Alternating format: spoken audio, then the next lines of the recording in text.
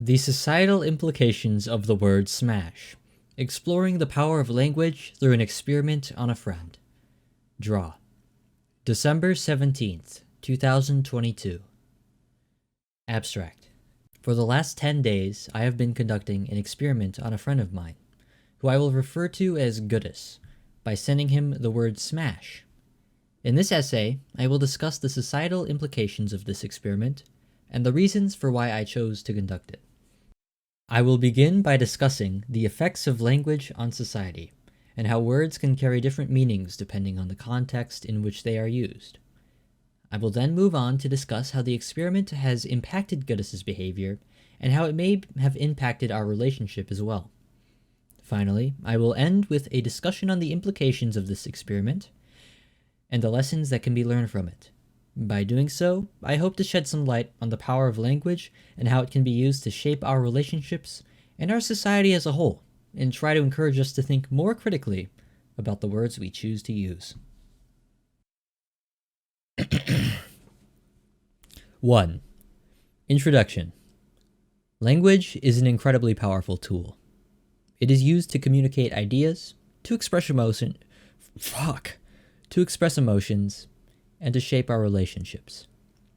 Words can carry different meanings depending on the context in which they are used, and this can have a huge impact on the way we interact with the world around us.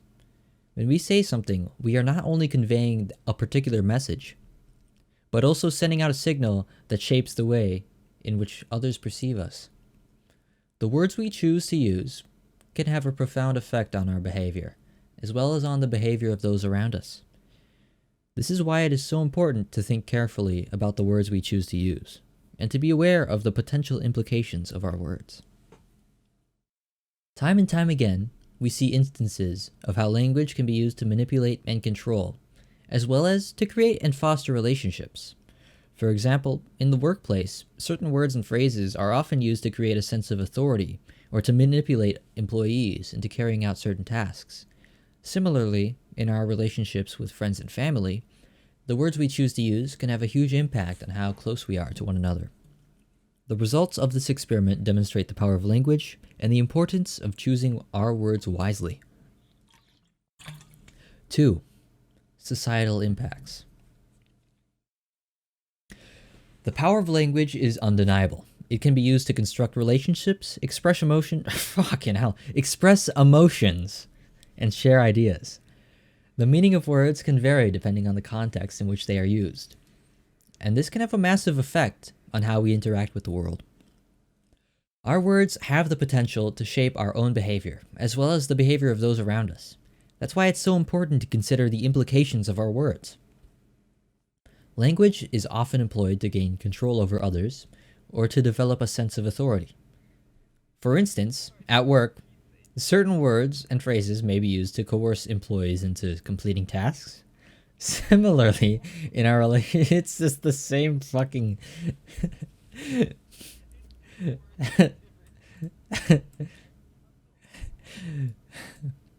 Repeated signals can change our behavior and the way we relate to one another. Is this not what happens in the wider world when the same messages are relayed again and again? When words are used in different contexts to change their meaning? Is this not how entire societies are shaped and formed?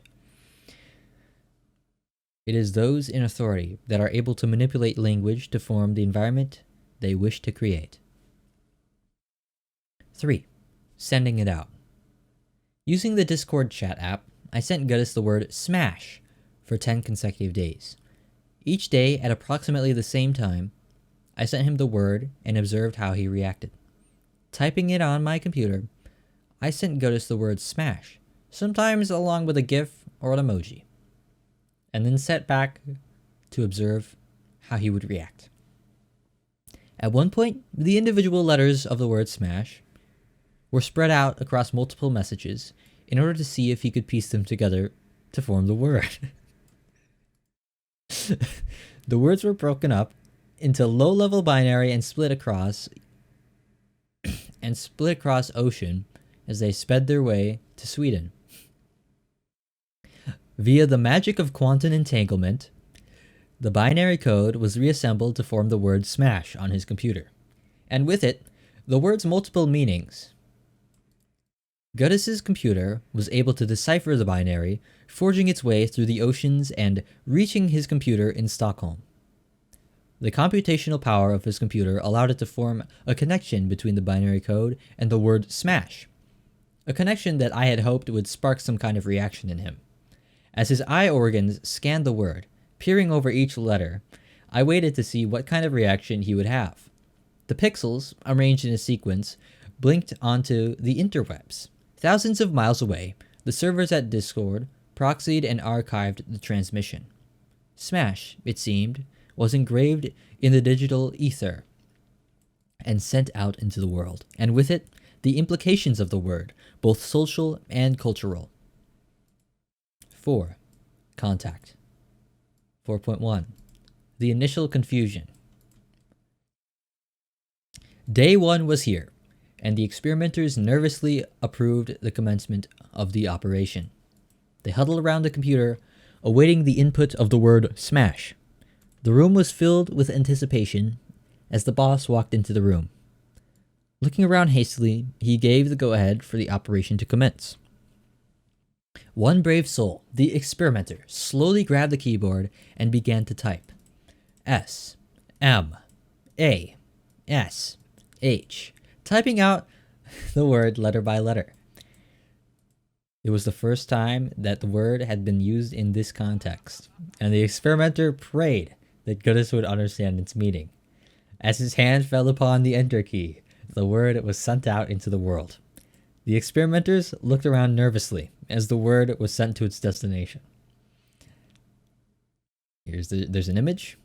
It depicts Draw on Discord sending the word smash on the 7th of November 2022 at 11:16 a.m.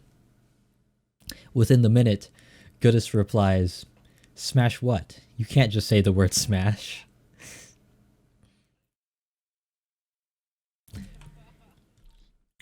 Alright, we continue. Upon receiving Gudis' response, the experimenters pulled out their pen and paper and began to furiously jot down notes. They were surprised by the confusion that Gudis had expressed. The experimenters and their boss discussed the implications of their experiment and the confusion it had caused. Gudis' quote ringed in their ears as they desperately sought to make sense of the situation. It was clear that more research was needed if they were to gain any insight into the implications of their experiment. Gudis. Why was he so confused? 4.2. It goes on. Day 2. The researchers yet again ventured to type out the infamed word. It had took refuge in their mind. The word smash was all they could think of. They held their breath as they typed out the letters, trying to guess what kind of reaction would come of this. Would Gudis understand the implications of the word this time? Would the secondary meaning of the word be understood? Who is it now? The Swedish man inquired over the chat room. Who do you want to smash? The room exploded in commotion as the hundreds of people who had been observing the experiment began to dissect the implications of such a message. The word smash had carried with it a multitude of meanings. All of them depended on the context in which it was used. Was the researchers simply telling Gudis to smash something? Or were they suggesting a different kind of smash altogether? The implications of an experiment were now becoming more and more apparent. Gudis had taught them the social implications of words and the power of language in shaping relationships, even if the meaning he had implied was a bit, questionable. 4.3. Hitting the breaking point.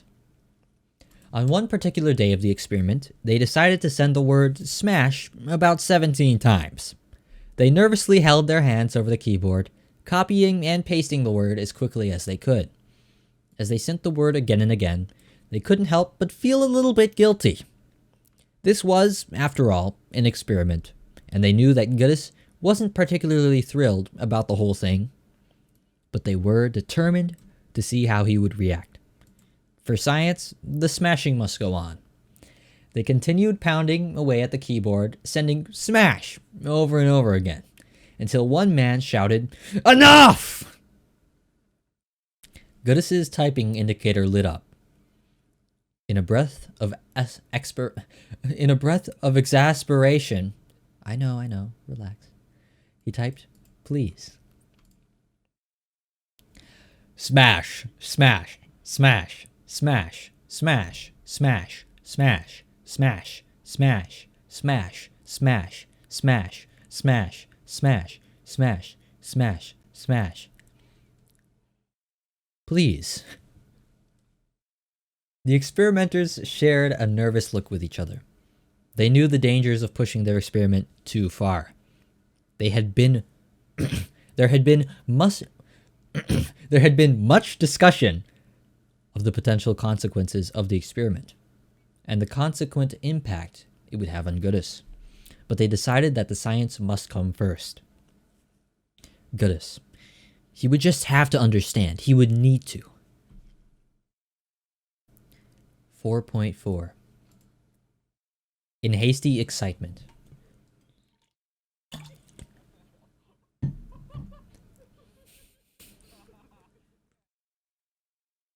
The fourth day of the experiment was the worst. The researchers had gotten so desperate for new stimuli. They had resorted to sleeping in their labs. Under the tables, on chairs, the entire room was filled with the sound of snoring. But then, something unexpected. A single researcher, "Yeah? Okay." They got up, tiptoeing over the snoring bodies, making a beeline for the computer. The computer that held the experiment. That held the word smash. That held Goodis. Oh no.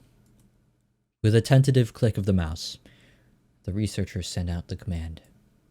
The word smash, sent outside of the boundaries and time sets of the experiment. Outside of the safety of the lab, outside the safety of the researchers. With that click, they had irrevocably changed the course of the experiment. Goodis's response spoke for itself. It had to be ended. Smash. I will smash your skull. 5. Analysis of results. The results of this experiment were quite staggering. Over the course of 10 days, Goodis's behavior began to change significantly. He became more agitated, and his response to my messages were often angry or hostile. He also seemed to become increasingly frustrated and impatient with me, and our conversations became more strained. This could be attributed to the fact that the word smash has multiple meanings, and Goodis was likely interpreting the word in a variety of different ways. Goodis, he isn't a robot. He has feelings, and he can sense when someone is trying to manipulate him or push him to do something. So, by sending him the word smash every day, the researchers theorized that he was feeling increasingly pressured to do something. He would have snapped if the experiment went on any longer. There just simply wasn't enough time for him to process and respond to the word. In a way, Goodis's reluctance mirrors the childish naivety of our society. We often take things at face value, without really considering the implications of our words. We throw out words like smash, without fully understanding the impact they can have on the people around us and our society as a whole. We go to extremes to make a point without really stopping to think about the consequences of our actions.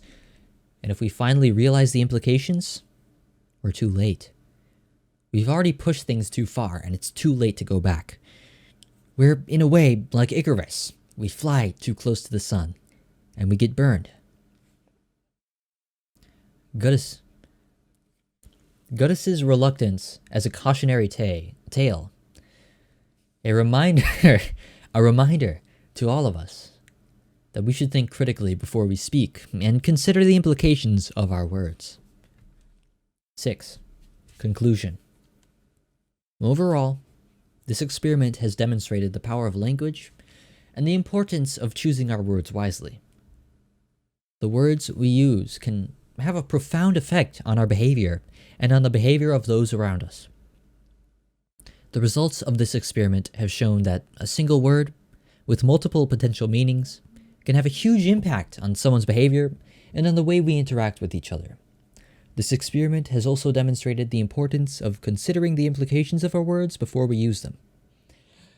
It is easy to take language for granted, but the words we choose to use can have a huge impact on our relationships and our society as a whole.